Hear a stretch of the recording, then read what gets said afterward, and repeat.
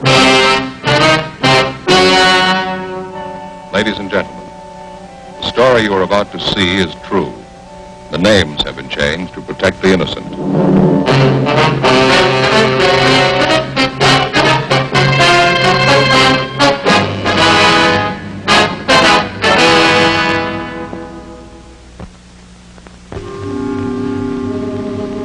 This is the city. Every 24 hours, a little bit of everything happens. 2 million people make a lot of history in one day. They write it all down and file it away. Some of it's important, some of it isn't. Business, industry, government. You buy a 3-cent stamp or an oil well. They keep records on all of it. Progress, money, success, and failure. A complete history of every day. Some of it's public, some of it's personal. It's all written down. In my job, we catalog trouble. I'm a cop. It was Wednesday, October 6th. It was sultry in Los Angeles. We were working the day watch out of homicide. My partner's Ed Jacobs. The boss is Thad Brown, chief of detectives. My name's Friday. It was 10:45 a.m. when we got to the Ortega Hotel. A 30-year-old man had disappeared suddenly. We'd uncovered evidence of foul play. The list of suspects was narrowed down to one man, the last person to see the victim alive. We traced the suspect for months. The break finally came. We found him.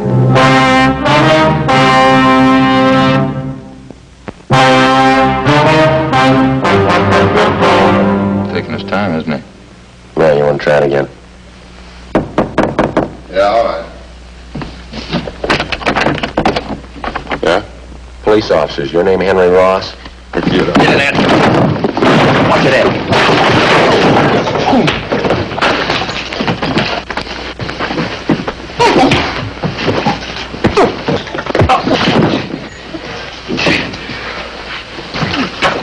Hands behind your back, both of them.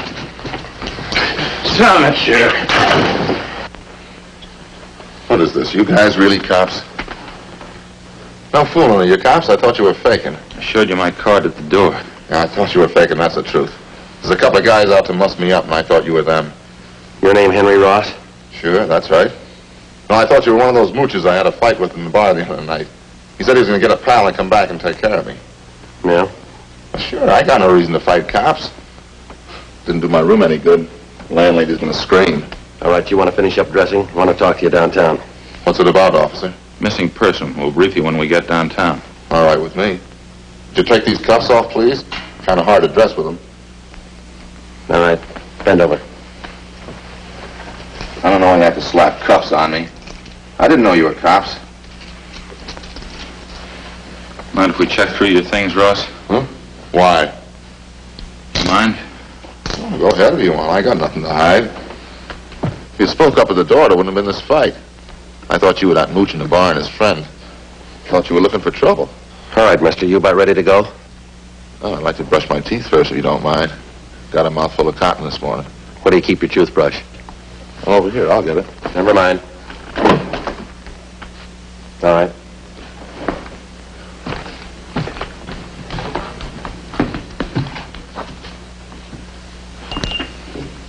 Can you turn on the water tap? You can make out. Nothing, Joe. Pretty clean. Of course I'm clean. I'm on some toothpaste. What'd you expect? Anybody can make a mistake. I didn't know you were cops. Henry Ellsworth Ross. That's your full name? Hmm? Yeah, that's right. Hardly ever use the L for it. Lousy name, huh? Well, what's the picture of all this, officer? We told you. Missing person. We'd like to talk to you about it. Don't think I can help you. Nobody I know's missing. How about Paul Davis? Davis? Yeah, I knew it, Davis. Don't know if his name was Paul, though. Have been gone a long time, this guy, Davis? Yeah, that's right.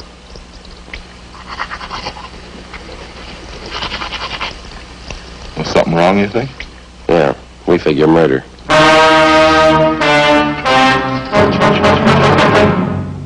After going over his room thoroughly, we took Henry Ellsworth Ross back to the city hall to the interrogation room. He was a longshoreman by trade. Among his friends and acquaintances, he was known as a heavy drinker and a man with a violent temper. Ed and I questioned him for half an hour. We got nowhere. I'll tell you the truth. I just don't know what you're getting at. I think I knew a guy named Davis, and that's about as far as it goes. You sure that's all you have to tell us? Of course I'm sure. Now, look, I got a right to a lawyer if you're going to stand there and throw a lot of charges at me. We're not throwing charges at you, Henry. We got a missing persons case. Like to have you cooperate. That's about it. Well, yeah, I'd like to, but I can't. Paul Davis. Just a name to me. Maybe I know him. I don't know. You got that report there, Ed? Yeah. That's it. Thank you.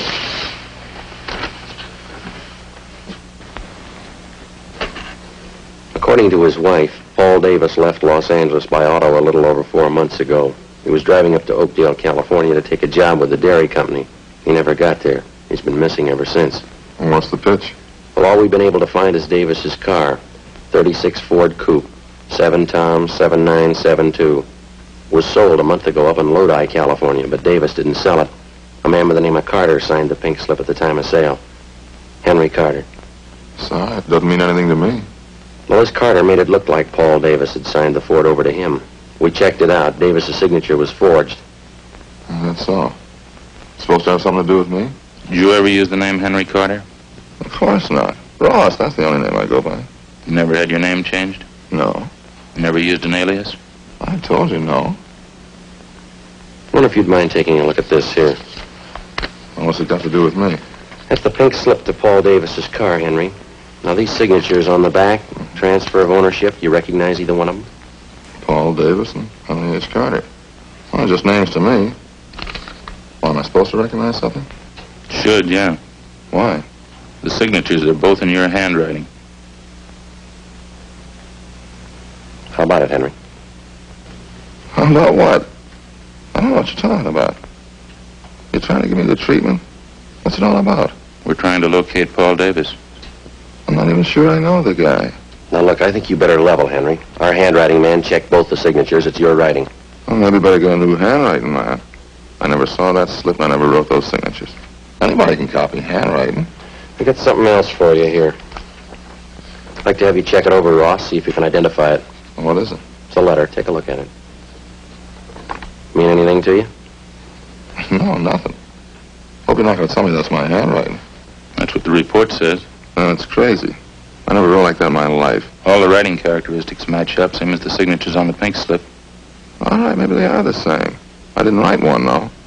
I never wrote like that in my life. Okay, I'll show you. No, that's all right, Henry. Ed, you want to pull a package from R&I? Yeah, okay. I don't savvy one bit of this, Sergeant. How about laying it out for me, huh? You can see the name there at the bottom of the letter. Now, it's signed Henry Carter, same as the pink slip. That doesn't mean anything to me. That letter was sent to the wife of Paul Davis about 9 weeks ago. That says there that Davis supposedly was too busy to write his wife, so he had this Henry Carter send a letter. He also writes that Davis sold his car to Carter. Somebody trying to cover up, huh? Yeah, we think so. We think it's Henry Carter. This guy Davis been gone 4 months? That's right. You said you thought Davis was murdered. How come? Just an idea. Oh. 8 men have disappeared from around here in the last 14 months, just like Davis. 6 more up in the San Joaquin Valley, same way. They took off alone on auto trips. Never seen again, not a trace of them. Here you go, Joe. Yeah, thanks. We've got your record here, Henry, from Baton Rouge. We sent to Sheriff Clemens for it. Well, do we have to drag all that out again? It's past. There's just one thing we had to check out, Henry. Now, you told us that you never used an alias, is that right? Well, all right, I have. I didn't know what you were getting at. I didn't figure it was any use in dragging out dirty laundry again. I asked you if you ever used the name Henry Carter. Yeah, okay, I used it. It's a common name. A lot of Henry Carters are around. We only know one who fits your description. Well, I'm clean, you know that. Smoke, Henry? No. Joe? Thanks. Yeah, let me have one, huh? Sure.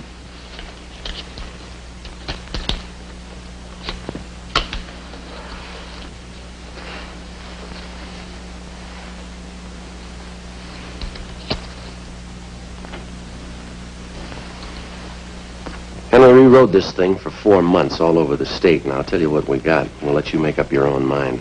It's not my writing. On June 4th, Paul Davis left Los Angeles in his car, headed up for Oakdale. Late in the afternoon, he stopped for gas at a service station just beyond San Fernando. The attendant says a man was with Davis. You fit that man's description, Henry. Yeah? I've seen monks like that in court. They get on the stand, I can't even remember their name. A couple others. You and Davis stopped for a hamburger just outside of Gorman. There's a man there. He remembers you, too. You stopped again in Bakersfield, picked up a quart of oil for the car. You and Davis had a Coke. That's the last time he was seen alive. That makes me a killer, huh? A month after that, the pink slip of Davis's car came through DMV up in Sacramento. That was for the transfer of ownership from Davis to Henry Carter, both in your handwriting. A couple of weeks later, Mrs. Davis got that letter. A month ago, Davis's car was sold to a dealer up in Lodi. Yeah? We found the dealer. Ross showed him your mugshot. He says you sold him the car. That all? Now, that's just the main part. There's more. We've been on the road a lot. We followed you from here to Sacramento and back, Henry. Every stop, every detour. Took us a long time. Yeah, I guess it did. What do you say, Ross? Nothing. All right. Any way you want it, Henry. Yeah, I guess you worked hard on it, huh? All over the state. That's right. Must be pretty hot up in the valley. Summertime. Dusty, huh? We made out. I've never been up in the valley in summer. Too hot for me. We got people who saw you up there. Yeah, what's it prove? 10 people and some handwriting samples. You can't build a case on that. You know that, don't you? We're going to try. You think I murdered Davis? You, Sergeant? Yeah? You think I murdered those other guys, too, huh? Oh, what was it, 10 or 12 of them? We're asking about Davis. You think I killed him? Well, tell me the truth, do you? You think I murdered Davis? Yeah, I think you did, Henry. Uh-huh. And you know as well as I do there's only one way to prove it. Yeah. Find his body. 1:15 p.m. Ed and I took Henry Ross out and fed him some lunch. Then we took him back to the city hall to the interrogation room where we continued to question him. He was relaxed and he talked a great deal about everything but the disappearance of Paul Davis. He didn't seem anxious to get away. He made no demands for an attorney to represent him. He told us about different homicide cases that he'd read up on. He asked us about the 12 men who disappeared in the past months in the same manner Paul Davis had. Was there any trace of them at all? Did we have any leads? We finally got around to asking him if he'd submit to a lie detector test. He seemed taken by the idea and agreed to it almost immediately. We made up a list of key questions. Ed called Sergeant Berger and made arrangements for the test. At 5 p.m., we took the suspect to the third floor of the old city jail where Sergeant Berger gave him the polygraph test. When it was over, we brought him back to the interrogation room. The questioning continued. Ross kept talking. We let him talk. 8 p.m. He was still going strong. You remember the Wilson case back in 34, don't you, Sergeant? Woman killed her whole family. Big case. You remember it? Yeah. Pretty tragic. That a hobby of yours, Henry? Collecting murder stories? No, I just read them. I remember them. Guess I can remember every murder case in the past 15 years. That's so. Well, sure, just about all of them. I guess it's kind of a hobby. I get a big kick out of it. Joe, see him in? Yeah.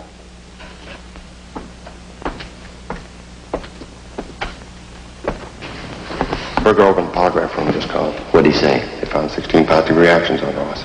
Thanks, Bates. Thank you.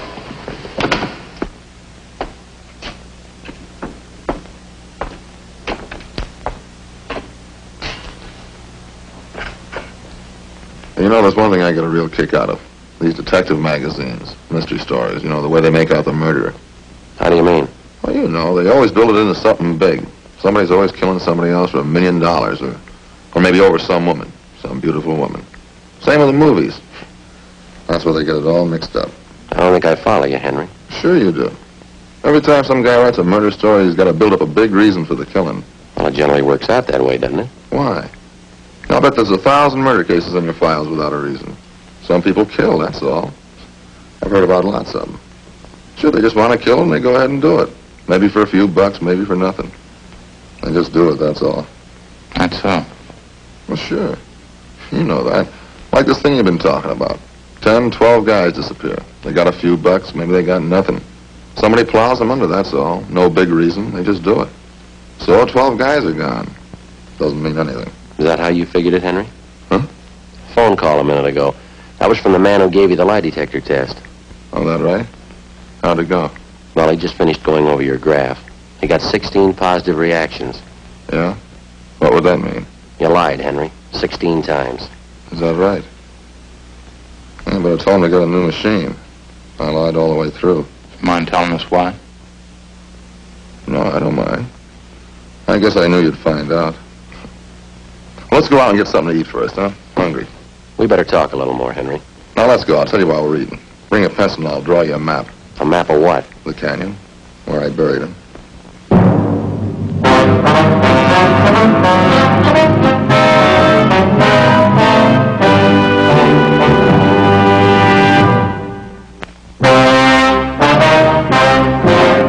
Ed and I took Henry Ross out to get him something to eat.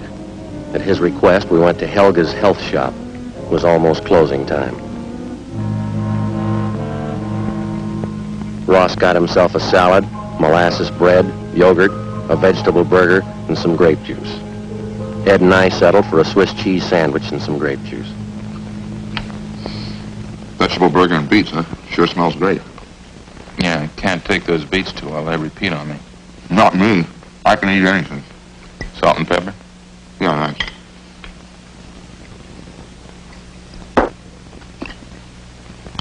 You know, I haven't eaten much today. Hey, did you get your sandwich made with molasses bread? No, wheat germ bread. Oh, you should have got molasses bread. Real blackstrap molasses. Smell it. Nice and fresh, huh? Oh, you know, this yogurt really sharpens up my appetite. Food tastes great, huh? Want some saccharin, Joe? Yeah, thanks. We brought a pencil along, Ross. Want us to start making notes? Good time as any, I guess. You know, the whole thing comes right back to what I was trying to tell you there in the office. Well, what's that? What do you know about the phony mystery stories? And every time there's trouble, there's a big reason behind it. Phony, that's all. Yeah? Sure. This Paul Davis, for instance. Well, I guess I knew you'd find out. I knew this morning when you picked me up. I knew you had it figured. Must have been a big job, huh? Finding me? Pretty big, Henry, yeah. A lot of mileage. How'd it happen? Well, there again, it's just what I was saying. There's no reason behind it. I needed a few bucks, and this Davis came along. I guess he was it. So you want to pass me a salt? There you are. Where'd you meet Davis, Henry? Well, I was hitchhiking out in Ventura. Not a dime in my jeans. I was going up to Maricopa. Thought I had a job up there. Well, this Davis came along and he picked me up. You ever know him before that? No, a stranger. Said he was going to Oakdale and be glad to give me a ride. When? Well, I think we stopped for gas up around San Fernando, and I saw that he had a few bucks in his wallet. I guess that's when I got the idea. About what? I'm killing him. Maybe that gives you an idea what I was talking about. You don't need any big reason to kill somebody. Davis had 18 bucks. Suppose I told that to a writer. Somebody killing a guy for 18 bucks. Wouldn't make much sense, huh? You tell you to never sell. You need $1 million. Beautiful woman. Good motive. Where'd you kill him, Henry? Outside of Bakersfield. Little canyon there.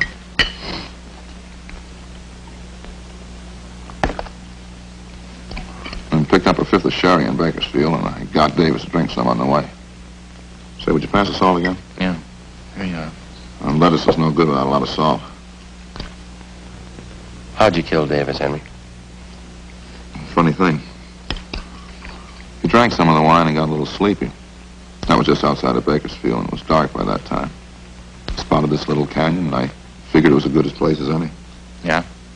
Well, I got him to pull off the road, and we had a few more drinks, and I spotted this little shack out there, out in the middle of nowhere. Exactly where was this, Henry? Well, I can show you. Maybe 2 miles north of Bakersfield. We got to the shack and finished the wine, and then we went to sleep. Both of you? Mm-hmm. That's where the funny part comes in. Well, I guess I killed Davis, all right, but I didn't mean it. Oh, get a whiff of that, will you? I think those monks would figure out some other time to clean up except when people are eating. They'll be through in a minute. How do you mean, Henry, you didn't mean to kill him? You already told us you had the idea. Sure, I had the idea. Well, let me explain it, then. Well, we both went to sleep in the shack, Davis and me. Guess that must have been about 9 o'clock that night. Just don't know what it was. Maybe the wine, I guess, and Started having nightmares. Huh? Yeah. Only this part sounds like a story, but it's the truth. I had all these dreams. I woke up, but they were still there. What's that? All the faces. That's all I could see. The air was full of faces. I guess I was really still asleep. Yeah, go ahead. Well, I picked up a 2x4 and started swinging at them. Faces. Funny thing. I knew every one of those faces. How do you mean? People I killed. There's only a dozen of them, really, but it seemed like there were hundreds of them. All around in the air. Grabbed a 2x4 and started swinging. I was cold and I was sweating at the same time. I kept swinging. Then I saw Davis. Swung hard. Kept swinging. He didn't even make a sound. Eyes closed. Kept swinging in his head. When I came to, there he was, lying on the floor. Seemed to take those other faces away. They didn't bother me after I killed Davis. What'd you do with him, Henry? Oh, I pulled him outside the shack, dug a hole, and buried him. Burned his clothes, took his car and money, and drove off. I'll show you if you like. Where I buried him, I mean. How about those other men, Ross? These faces you saw. Yeah, I wonder if I can get some more of that juice. Sure looks good. Oh, sure. Here, take mine. I haven't touched it. What about it, Ross? The other men? Well, I don't recall them too well. It's what you said in the office. 10 or 12 of them. A couple in Sacramento and the others down through the valley. Like I say, no big reason for killing any of them. Just happened that way, that's all. What'd you do with them, you remember? In general, yeah. There's one of them, though, that stands out. A guy by the name of Slattery. Some kind of salesman. A real crybaby. Where'd this happen? Only he picked me up in his car outside of Chowchilla. It was nighttime and he was feeling pretty good. I made him stop on the side road and hit him with a piece of angle iron. Cried like a baby. Buried him in the field. He was one of those faces I saw. Shows you how psychology works, huh? Yeah. What'd you do with his car? Slattery's, I mean. I drove it down to Mexico and sold it there. Guess that's what I should have done with Davis's car, huh? Those killings of yours, Henry. You got any more you want to tell us about? I told you already. 10 or 12 of them. They're pretty much the same. When was the first one? Oh, maybe 18 months, 2 years ago. First one wasn't any harder than the last. Just like I was telling you before. Yeah. You know, everybody builds up murder. It's supposed to be a big thing. Hard to do. All those phony stories. I hit a guy a couple times with something. That'd be it. A real small thing. Didn't change me any. And that's why I say it's all built up. You ever been treated for any mental sickness, Ross? No, why? You ever been examined by a psychiatrist? No. After you killed these men, did it bother you at all? Oh, just that one dream. The time I was with Davis. That's about it. Well, sure a good meal, Sergeant. Thanks a lot. Yeah, okay. Ready? Let's go. We go back to City Hall now, huh? Yeah. You ready to give us a statement now? All right. I had an idea you'd find me. I guess I always knew you'd find me. Yeah. Well, I guess I proved my point anyway. It's all built up. What is? Well, murder, killing somebody. Those phony stories, it's all built up. It's just cheap. You got it wrong, Henry. Huh? Wait till they read you the bill. Come on, let's go.